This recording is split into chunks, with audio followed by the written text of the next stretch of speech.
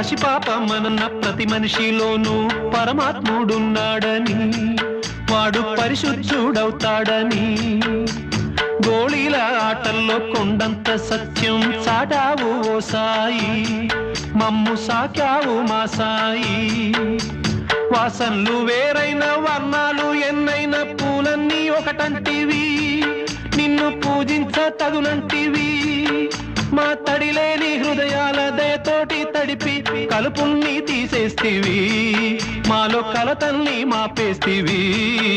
మా పాపాల తొలగించు దీపాల నీవే వెలిగించినావయ్యా, మమ్ము కరుణించినావయ్యా. జన్మ జన్మాల పుణ్యాల పంటల్లే నిన్ను దర్శించినామయ్యా, మేము తరించినామయ్యా.